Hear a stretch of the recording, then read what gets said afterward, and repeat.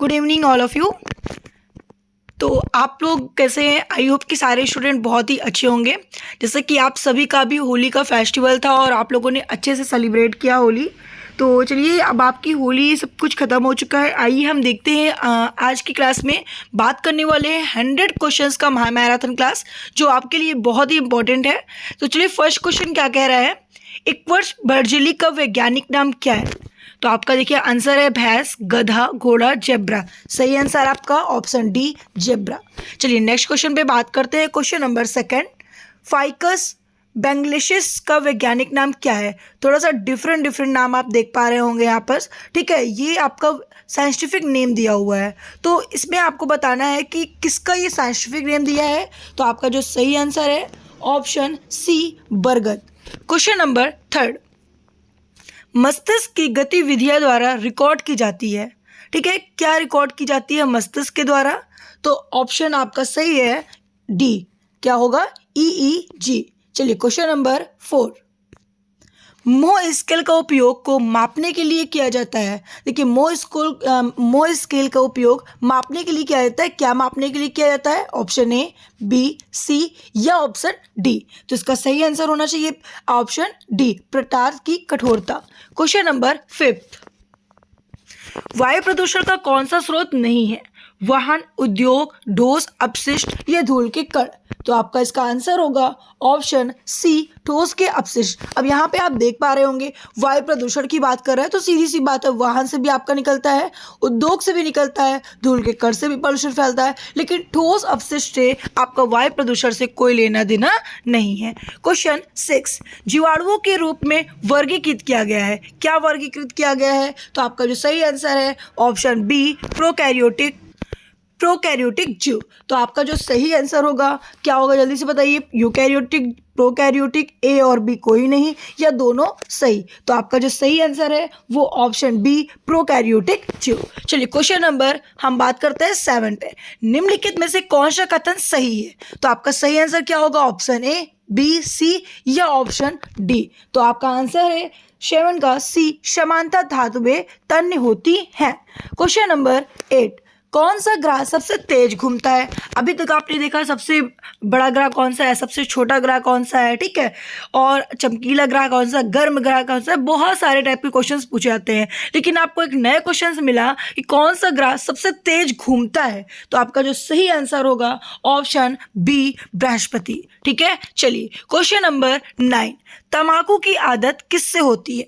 ऐसा क्या है तंबाकू में जिससे हम लोगों को नशीला बना देता है? हम लोग डेली रूटीन बना लेते हैं कि हमें खाना ही है। तो इसका सही आंसर होगा आपका ऑप्शन सी, निकोटीन। मतलब कि तंबाकू में निकोटीन पाया जाता है, जिसके कारण ये हमें नशीला बनाने का काम करता है, ठीक है। चलिए क्वेश्चन नंबर हम बात करते हैं किस पर, क्वेश्चन नंबर 10, फैराडे किसकी इकाई है? देखिए फैराडे की बात यहाँ पे कह रहा है, तो आप सभी को पता होना चाहिए, अगर वहाँ पे जब फैराडे की बात आए तो आपका जो सही आंसर होने वाला है वो ऑप्शन सी होगा, धारिता की, ठीक है। प्रतिरोध, ठीक है, प्रतिरोध की क्या होगा, चालक तो क्या होगा, ठीक है, और आपका प्रेरक तो क्या होगा, ये आप मुझे कमेंट करिएगा।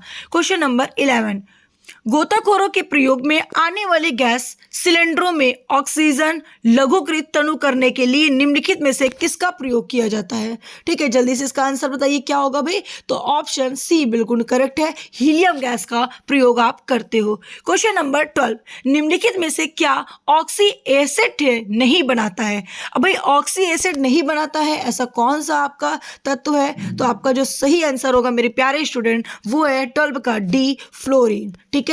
चलिए क्वेश्चन नंबर 13, निम्नलिखित में से कौन सा एक एंजाइम नहीं है? इसमें से आपको बताना है कि एंजाइम नहीं है। तो आपका जो सही आंसर होगा वो बी होगा, गैस्ट्रिन। गैस्ट्रिन आपका एंजाइम नहीं है। ट्रिप्सिन, पेप्सिन, रेनिन ये तीनों एंजाइम है जो प्रोटीन और दूध को पचाने में हेल्प करती है। जैसे अगर बात करते हैं रेनिन की, तो ये दूध को डाइजेशन करने में करती है, ठीक है। पेप्सिन आपका हो गया प्रोटीन को पचाती है, ठीक है। चलिए क्वेश्चन नंबर 14, तालाबों और कुओं में निम्नलिखित में से क्या डालने से मच्छरों को नियंत्रित करने में सहायता मिलती है? तो मेरे प्यारे बच्चों इसका सही आंसर होगा ऑप्शन डी, ठीक है, गैम बुसिया फिश, ठीक है। क्वेश्चन नंबर 15, बायोगैस में कौन सी गैस की मात्रा सबसे अधिक होती है?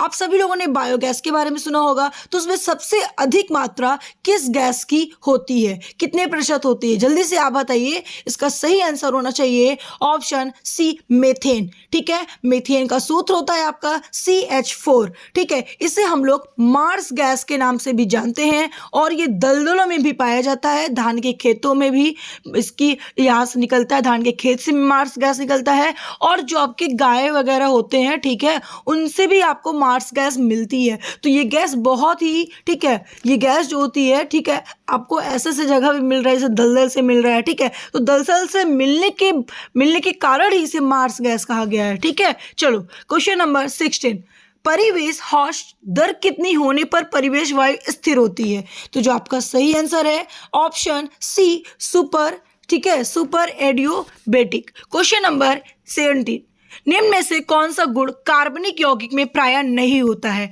कार्बनिक यौगिक में नहीं होता है तो जल के विलेयता। ठीक है, तो इसका जो सही आंसर होगा वो मेरे प्यारे स्टूडेंट क्या होने वाला है? ऑप्शन ए होगा। ठीक है, चलिए क्वेश्चन नंबर 18, क्वेश्चन नंबर 18 कह रहा है ताम्र एवं टीन के मिश्र धातु को क्या कहते हैं? ठीक है, इसके मिश्र धातु को क्या कहते हैं? पीतल कहते हैं, कांसा कहते हैं, या शोल्डर कहते हैं, या ऑप्शन बी क्या दिया हुआ है? जल्दी से पढ़ के बताइए। तो ऑप्शन 18 का होगा ऑप्शन सी, कांसा। ठीक है, चलिए क्वेश्चन नंबर हम लोग बात करते हैं 19 का क्वेश्चन है आपका, लोहे पर भाप की अभिक्रिया से कौन सा गैस उत्पन्न होता है?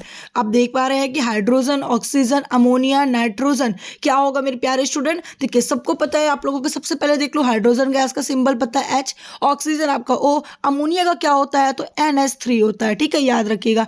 अगर अमोनिया में आ जाए तो यहाँ पे NH4 आ जाएगा, अमोनिया की जगह, NH3 की जगह। ठीक है, क्वेश्चन नंबर 19 का आंसर होगा हाइड्रोजन गैस। लोहे पर भाप की जो अभिक्रिया होती है वो हाइड्रोजन गैस उत्पन्न होती है। ठीक है, क्वेश्चन नंबर 20, अगर किसी मिश्र धातु में एक धातु पारद है तो इसे क्या कहते हैं? तो भाई इसको क्या कहेंगे? सिंपल सा क्वेश्चन है, इसको कहेंगे हम क्या?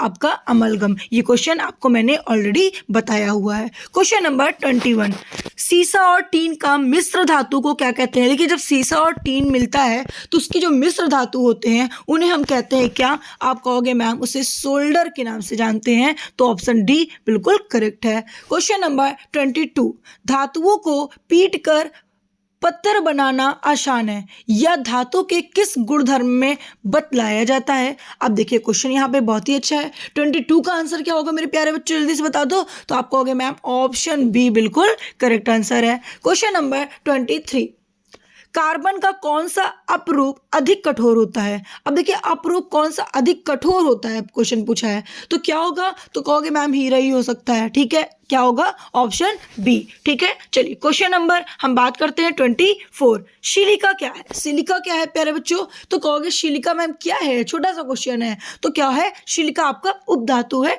ना धातु है ना अधातु है, क्या है? उपधातु है। ठीक है, चलिए क्वेश्चन नंबर 25, कॉपर को वायु में जलाने पर कौन सा यौगिक बनता है? अब आप कहोगे मैम कौन सा यौगिक बना है इसको? तो सीधी सी बात है भाई, ऑप्शन सी ही बना दो। तो आपका आंसर क्या होने वाला है? कॉपर ऑक्साइड होने वाला है। तो सी आपका क्या हो जाएगा? ऑप्शन सी बिल्कुल करेक्ट हो जाएगा। 26, निम्न में से कौन सा अधातु है? अभी तक देखा था आपने उपधातु वाला हीरा देखा। अब चलिए हम लोग बात करते हैं अधातु की बात। तो 26 का आंसर क्या होने वाला है? ऑप्शन बी होने वाला है। अगर अधातु की बात कर रहा है तो क्या होगा? हाइड्रोजन। ठीक है, चलिए क्वेश्चन नंबर नेक्स्ट 27, मैग्नीशियम के दहन से जो उत्पादक बनते हैं वह क्या कहलाता है? तो भाई वो क्या कहलाता है? 27 का आंसर है आपका ऑप्शन सी, क्षारी कहलाता है। ठीक है, बेस कहलाता है। क्वेश्चन नंबर आपका 28 कह रहा है कि आपका भूपर्पट्टी में स्वतंत्र अवस्था में पाई जाने वाली धातुएं निम्नलिखित में से कौन है? ठीक है, अब देखिए ये क्वेश्चन बहुत ही अच्छा है। यहाँ पे पूछा है कि इनमें से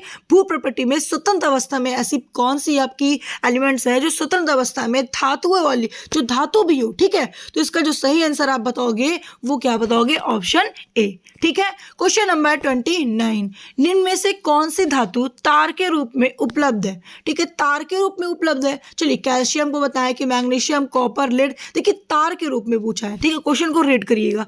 तो इसका सही आंसर क्या होगा? तो आप कहोगे मैम 29 का आंसर है ऑप्शन सी, कॉपर। ठीक है, Cu कॉपर। क्वेश्चन नंबर 30, आभूषण बनाने या बनने वाला सोना होता है। देखिए आभूषण बनने वाला जो सोना होता है आपने देखा होगा 24 कैरेट, कुछ लोग बोलते हैं 24 कैरेट का है, इतने कैरेट का है। तो जो आभूषण बनने वाला सोना होता है वो कितने कैरेट का होता है? तो आपका सही आंसर क्या होगा, जल्दी से कमेंट करिए। तो आप कहोगे मैम ऑप्शन ए होगा 22 कैरेट। ठीक है, तो आपका सही आंसर होगा ए नंबर। क्वेश्चन नंबर 31, निम्नलिखित में से कौन सा अधातु पानी में डुबाकर रखा जाता है? ऐसा कौन सा अधातु है जिसे पानी में डुबाकर रखा जाता है? तो आपका सही आंसर होगा ऑप्शन क्या होने वाला है भाई? तो आप कहोगे मैम 31 का आंसर है मेरा बी, श्वेत फास्फोरस। ठीक है, लाल फास्फोरस भी होता है, श्वेत फास्फोरस भी होता है। तो आधातु जो पानी में डुबा कर रखा जाता है, देखिए फास्फोरस को वैसे पानी में रखा जाता है, नहीं तो आग लग जाएगी। ठीक है, तो यहाँ पे पूछा गया है क्या 31 का आंसर, तो आपका आंसर होगा बी। ठीक है, क्वेश्चन नंबर 32, सिल्वर तथा कॉपर ऊष्मा के क्या है? सिल्वर और कॉपर की बात किया है। ठीक है, सभी लोगों को पता है सिल्वर कॉपर क्या है, तो उसकी ऊष्मा के बारे में बात कर रहा है कि ये ऊष्मा के क्या है। तो आपका जो सही आंसर होगा वो ऑप्शन होंगे ए, सबसे अच्छे चालक होंगे। ठीक है, चलिए क्वेश्चन नंबर 33, निम्न में से किस धातु को केरोसिन में डुबा कर रखा जाता है? तो आपका सही आंसर होना चाहिए 33 का ऑप्शन है सोडियम को। ठीक है, अभी पानी में देखा था फास्फोरस हो गया था, अब केरोसिन में किसको डुबा कर रखते हैं? सोडियम को रखते हैं। 34, इनमें से कौन सी धातु द्रव अवस्था में पाई जाती है? तो भाई द्रव अवस्था में कौन सी धातु पाई जाती है? Option B, mercury. Question number 35, short cell बनाने के लिए किस धातु का उपयोग किया जाता है? तो आपका जो सही आंसर होगा वो क्या है? 35 का ऑप्शन बी, सिलिकॉन। ठीक है, क्वेश्चन नंबर 36, समान उपकरण म्यूचुअल पेरियड के सिद्धांत के आधार पर कौन काम करता है? ठीक है, 36 का आंसर है बी, ट्रांसफार्मर। ठीक है, ट्रांसफार्मर होता है जो इसके सिद्धांत पर कार्य करता है। क्वेश्चन नंबर 37, आपका मैक्सवेल किसकी इकाई है? तो मैक्सवेल सिंपल सा क्वेश्चन है, किसकी इकाई होगी? तो आप कहोगे मैम ये तो बहुत ही अच्छा और इंपॉर्टेंट क्वेश्चन है, ऑप्शन सी लगा दीजिए, चुंबकीय प्रवाह। ठीक है, क्वेश्चन नंबर 38 कह रहा है पृथ्वी पर ऊर्जा का सबसे विशाल स्रोत कौन सा है? ऑप्शन ए, बी, सी या डी? जल्दी से बताइए इसका आंसर क्या होगा? तो आप कहोगे मैम 38 का जो आपका आंसर होने वाला है वो ऑप्शन ए होगा, पृथ्वी पर सूर्य का सबसे अच्छा विशाल स्रोत है सूर्य। ठीक है, क्वेश्चन नंबर 39, जब प्रतिरोधक श्रेणी क्रम में संयोजित होते हैं तब कुल प्रतिरोधकता कितनी हो जाएगी? बढ़ेगी, घटेगी, ये समान रहेगी, क्या होगी? जल्दी से बताइए। तो आपका आंसर होगा तब बढ़ जाएगी। क्वेश्चन नंबर 40, इनमें से कौन सा नवीकरणीय ऊर्जा है? ठीक है, जल्दी से कमेंट करिए भैया, नवीकरणीय ऊर्जा है इनमें से कौन सा? तो कोयला है, सौर ऊर्जा है, प्राकृतिक गैस है, पेट्रोल है। तो आप कहोगे मैम 40 का आंसर बी लगा दीजिए, क्या होगा? सौर ऊर्जा। ठीक है, तो ऑप्शन बी बिल्कुल करेक्ट है। क्वेश्चन नंबर 41, नाभिकीय ऊर्जा प्राप्त करने हेतु आवश्यक है। तो आपका आंसर होगा इसका 41 का ऑप्शन सी, यूरेनियम। ठीक है, क्वेश्चन नंबर 42, ऊर्जा के सभी रूप में अनंतता स्रोत किससे बने माना जाता है? ठीक है, किसे माना जाता है? तो आपका आंसर होगा ऑप्शन डी, सूर्य को। ठीक है, सूर्य को माना जाता है। फिर 43, शारीरिक कार्यों को करने के लिए किस प्रकार की ऊर्जा का उपयोग किया जाता है? तो आपका आंसर है ऑप्शन सी, पेशी ऊर्जा। ठीक है, क्वेश्चन नंबर 44, समय मापन विज्ञापन है, समय मापन को हम किस में स्टडी करते हैं? तो आपका आंसर है ऑप्शन सी, टोमोग्राफी। ठीक है, टोमोग्राफी करेक्ट है। क्वेश्चन नंबर 45, घर्षण एवं स्नेहक का अध्ययन है। घर्षण एवं स्नेहक का अध्ययन की बात की जाए तो ऑप्शन डी आपका ट्राइबोलॉजी। ठीक है, क्वेश्चन नंबर आपका सही है। ठीक है, डी। क्वेश्चन नंबर 46, राष्ट्रीय भौतिकी प्रयोगशाला स्थित है। अगर राष्ट्रीय भौतिकी प्रयोगशाला की बात की जाए तो आपका 46 का आंसर होगा ऑप्शन ए, नई दिल्ली में। ठीक है, चलिए क्वेश्चन नंबर हम बात करते हैं 47, राष्ट्रीय रासायनिक प्रयोगशाला अवस्थित है। ठीक है, अब प्रयोगशाला अवस्थित है कहाँ पे बात कर? रासायनिक। तो आपका जो सही आंसर होगा ऑप्शन सी, पुणे में। ठीक है, चलिए question number 48, Tata institute of fundamental research कहाँ पर स्थित है? तो आप कहोगे मैम इसका जो सही आंसर होगा वो ऑप्शन डी होगा, मुंबई में। ठीक है, क्वेश्चन नंबर 49, विश्व की सबसे ऊंचाई पर स्थित टूरबीनी वेधशाला है, कौन सा होगा भाई? तो 49 का आंसर होगा बी, भारत में। ठीक है, चलिए 50 पर बात करते हैं, चंद्रा एक्सरे दूरबीन का नाम किस वैज्ञानिक के सम्मान में रखा गया है। अब बहुत ही इंपॉर्टेंट क्वेश्चन था, इसलिए इसका आंसर क्या लगाओगे भैया, डी ही लगा सकते हो, तो डी आंसर बिल्कुल करेक्ट है। देखिए क्वेश्चन को रीड करिएगा, वेरी इंपॉर्टेंट क्वेश्चन है आपके ये, ठीक है, इसको आप एकदम हाईलाइट कर लो, बहुत ही इंपॉर्टेंट क्वेश्चन है, ठीक है। क्वेश्चन नंबर 51, सबसे सूक्ष्म कण जिसका प्रकृति में स्वतंत्र अस्तित्व है वो क्या कहलाता है, तो वो भैया कहलाएगा क्या, 51 ऑप्शन ए अणु, एटम, ठीक है। चलिए देखिए 50 क्वेश्चन का आपको महामैराथन क्लास में आपको 100 क्वेश्चंस का है जो 50 क्रॉस करा दिया गया। जो बच्चे अभी भी वीडियो को लाइक नहीं किए, पहले तो वीडियो को लाइक करके शेयर कर दो, ठीक है। वेरी वेरी इंपॉर्टेंट क्यूज है जो आपके एग्जाम पॉइंट के लिए बहुत इंपॉर्टेंट है। अच्छा 1 डे से आपकी क्लासेस डिस्टर्ब चल रही है, आगे पीछे क्लासेस हो रही है, वीडियो सही से नहीं चल रही है, देखिए वो कुछ इशू आ रहा था, टीचर्स अपने तरफ से पूरी कोशिश कर रहे हैं कि एकदम सही है, लेकिन अपलोड होने के बाद कुछ ऐसा इशू आ रहा है तो उसको भाई सही कर दिया जा रहा है, ठीक है। ऐसा बच्चे कमेंट कर रहे थे, तो भाई आपके साथ मजाक नहीं किया जा रहा है, मैं समझ रही हूँ, क्लास अगर ऐसी अपलोड होगी तो प्रॉब्लम होगी आप लोगों को, ठीक है। तो जो इशू भी है आपका कंप्लीट खत्म हो चुका है, बाकी की क्लासेस आपके भी कंटिन्यू अच्छे से चलेगी। चलिए 52 है, हमारी त्वचा के कितने भाग होते हैं। देखिए त्वचा के कितने भाग होते हैं, तो देखिए आपके सभी के बॉडी में स्किन है, आइए जान लेते हैं कि स्किन के कितने पार्ट होते हैं, कितने भाग होते हैं।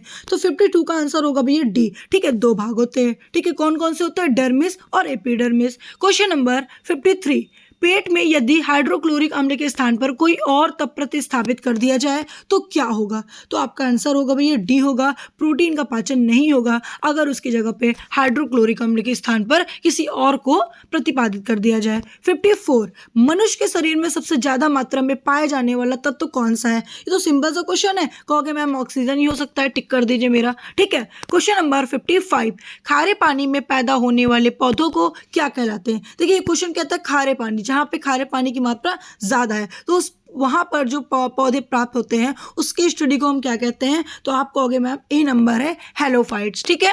क्वेश्चन नंबर 56, मरकरी को किस धातु के पात्र में रखा गया है, तो 56 का जो सही आंसर है वो आएगा ऑप्शन बी लोहा, ठीक है। क्वेश्चन नंबर 57, ध्वनि की तीव्रता किसमें अधिक होती है, सबसे अधिक किसमें अधिक होती है तीव्रता ध्वनि की, तो आप कहोगे मैम ऑप्शन बी लगा दीजिए लोहा में, ठीक है। क्वेश्चन नंबर 57, ध्वनि की तीव्रता किसमें, अच्छा ये क्वेश्चन हो चुका है, वही क्वेश्चन, सॉरी इसके लिए ये क्वेश्चन इधर बता दिया गया था।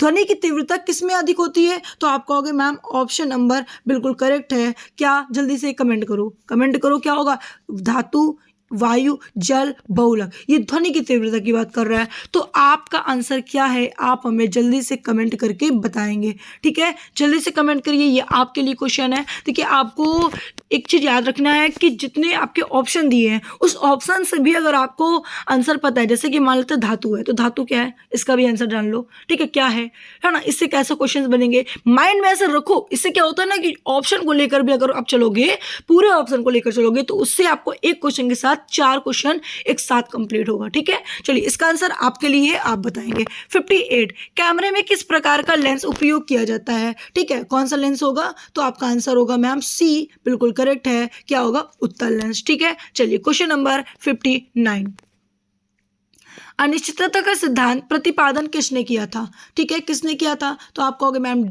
डी होगा, बिल्कुल करेक्ट होगा, ठीक है, तो आंसर डी लगा दो। क्वेश्चन नंबर 60, पुष्पों का अध्ययन करते हो, देखो आप लोग फ्लावर लेते हो, ठीक है, उसकी स्टडी कहाँ करते हो, ठीक है, उसका अध्ययन कहाँ करते हो, तो आपको कहना है कि मैम 60 का आंसर लगा दीजिए बी, एंथोलॉजी में करते हैं, ठीक है। और ये जो ऑप्शन दिया है 3 बेटा, उसमें आप ढूंढिए कि इसकी स्टडी कहाँ पे करते हैं, आपको मिलेगा और आपको 4 क्वेश्चन तैयार होगा, ठीक है। 61, 3 से 4 साल के एक बच्चे में दूध के दांत शामिल नहीं होते हैं, कौन से दूध के दांत होते हैं जो शामिल नहीं होते हैं, तो ऑप्शन सी आपका चौड़क, ठीक है। क्वेश्चन नंबर 62, धातु का नाम बताइए जो हवाई जहाज बनाने में इस्तेमाल किया जाता है, तो आपका आंसर होगा 62 का आंसर है ऑप्शन डी एल्यूमिनियम, ठीक है। तो धातु का नाम है आपका जिसमें हवाई जहाज बनाने में इस्तेमाल किया जाता है, तो आपका आंसर होगा क्या, 62 का डी, ठीक है, एल्यूमिनियम। क्वेश्चन नंबर 63, पारा के अलावा अन्य कौन सी धातु कैमरे के तापमान पर तरल होती है, तो आपको देखिए पारा तो होता ही है, सभी को पता है, उसके अलावा की जब बात यहाँ पे आ जाती है तो आप लगा दोगे ऑप्शन सी गैलियम, ठीक है। चलिए क्वेश्चन नंबर 64, वर्तमान में हम कितने तत्व को जानते हैं। अब आप देख रहे हैं शार्डी, सब लोगों ने देखा है आवर शार्डी, उसमें कितने हैं इस टाइम, तो आप जल्दी से कमेंट कर दीजिए अगर आपने देखा है, तो कहोगे मैम 118 है, टिक कर दीजिए, ठीक है। क्वेश्चन नंबर 65, कैल्शियम कार्बाइड पर जल डालने में इनमें से क्या तैयार होता है, ठीक है। तो इसका आंसर है 65 का ऑप्शन सी, एसिटिलीन तैयार होता है। जब कैल्शियम कार्बाइड जल डालने से इसमें आपका जो रेडी हो जाएगा वो एसिटिलीन होगा, ठीक है। क्वेश्चन नंबर 66, इनमें से गोबर गैस में मुख्य रूप से क्या पाया जाता है। तो गोबर गैस में मुख्य रूप से जो पाया जाता है, इसका जो सही आंसर है मेरे प्यारे स्टूडेंट ऑप्शन बी, ठीक है, मीथेन पाया जाता है। क्वेश्चन नंबर नेक्स्ट, सापेक्ष आर्द्रता को किसके द्वारा मापा जाता है। तो सापेक्ष आर्द्रता को हम किससे मापेंगे, तो आपका सही आंसर होगा ऑप्शन डी, हाइग्रोमीटर से नापेंगे, ठीक है।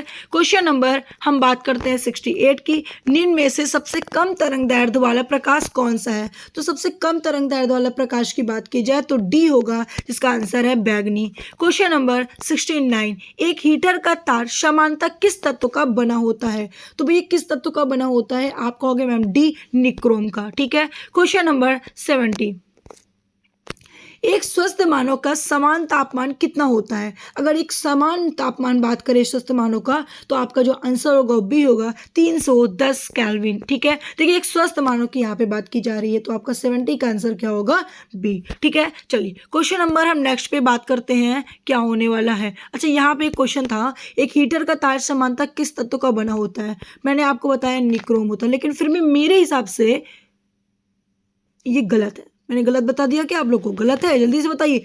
जितने भी स्टूडेंट को इसका आंसर सही मालूम है कमेंट करिएगा।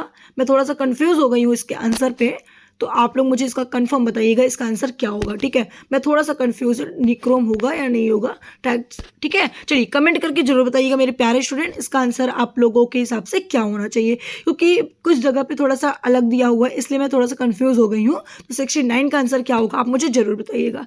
चलिए 70 पे आ जाते हैं, कंप्लीट हो गया। 71, बीजों को सुरक्षित रखा जा सकता है। देखिए बीजों को कहाँ पे सुरक्षित हम रख सकते हैं, ठीक है। देखिए अगर हम बात करते हैं ठंडी और शुष्क अवस्था में, तो आप कहोगे नहीं मैम ऐसा हो ही नहीं सकता, बिल्कुल यही होगा, ठंडी और शुष्क अवस्था में, ठीक है। क्वेश्चन नंबर 72, सौर प्रणाली की खोज किसने की थी। सौर प्रणाली की खोज किसने की थी, बहुत ही अच्छा आंसर है। कहीं ऐसा ना हो कि ऑप्शन डी मैम बता दें हमें, तो हम कह रहे हैं ऑप्शन डी ही लगा दो, ठीक है। तो कैपलर का आंसर बिल्कुल करेक्ट है। 73, प्रत्यावर्ती धारा को दृष्टि धारा में बदला जा सकता है, ठीक है। दृष्टि धारा में बदला जा सकता है, तो आंसर क्या हो सकता है, दोलक, है ना। 73 का आंसर है आपका क्या, ऑप्शन बी, डायनमो। क्या होगा, ऑप्शन बी, डायनमो। 73। चलिए क्वेश्चन नंबर 74, बॉल पेन किस सिद्धांत पर काम करता है। देखिए बॉल पेन की बात कर रहे हैं किस सिद्धांत पर काम करता है, तो आपका आंसर होगा ऑप्शन सी, गुरुत्वीय बल, ठीक है। ऑप्शन सी होगा बिल्कुल करेक्ट आंसर। क्वेश्चन नंबर हम बात करते हैं 75, किस कारण से हम कोहरे के दौरान नहीं देख पाते हैं, क्या रीजन है। तो आप कहोगे मैम रीजन, ऑप्शन सी लगा दीजिए, प्रकाश का प्रकीर्णन। क्वेश्चन नंबर 76, निम्न में से कौन सा विद्युत चालक है। विद्युत चालक की बात की जाए तो ऑप्शन बी है, शुद्ध जल, ठीक है। क्वेश्चन नंबर 77, पानी के छोटे छोटे बुलबुले के गोल होने के कारण क्या हैं। तो आपका सही आंसर है ऑप्शन डी, पृष्ठ तनाव। क्वेश्चन नंबर 78, स्टेथोस्कोप किस सिद्धांत पर कार्य करता है। तो आपका सही आंसर है ऑप्शन सी, ध्वनि का परावर्तन। क्वेश्चन नंबर 79, देखिए इसका आंसर क्या होगा, ध्वनि का परावर्तन। 79, शरीर में प्रोटीन की कमी से होने वाला रोग कौन सा है। तो 79 का जो आपका आंसर होगा डी, आपका बिल्कुल करेक्ट आंसर है, ठीक है। चलिए शरीर में प्रोटीन की कमी से जो होने वाले रोग होते हैं, प्रोटीन का डिस्कवर बर्जीनियस नामक वैज्ञानिक ने किया था। 80, वायुमंडल में बादलों के तैरने का क्या कारण है, ठीक है। तो आपका आंसर है ऑप्शन ए, घनत्व। घनत्व के कारण वायुमंडल में बादल तैरते हैं। क्वेश्चन नंबर 81, किस ध्वनि स्रोत की आवृत्ति में होने वाले उतार चढ़ाव को कहते हैं। तो आपका आंसर होगा 81 का आंसर है ऑप्शन ए, डॉपलर प्रभाव, ठीक है। इस जो आपका पॉइंट दिया है, पढ़िए क्वेश्चन, ध्वनि स्रोत के आवृत्ति में जो होने वाले उतार चढ़ाव हो रहे हैं, उसी नियम को हम लोग डॉपलर प्रभाव कहते हैं।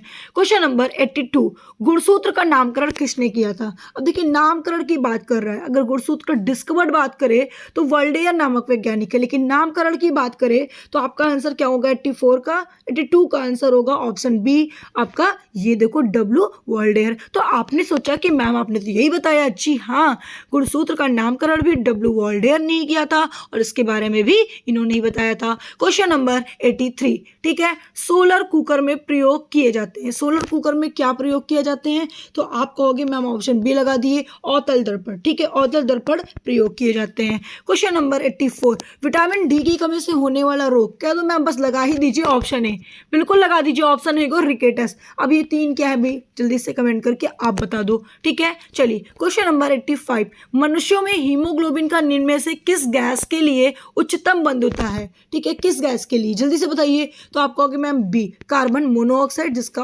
सूत्र होता है CO, जो सबसे आपका ये टॉक्सिक गैस होती है, जो आपके ब्लड में बहुत ही जल्दी घुल जाती है, सोलूबल हो जाती है।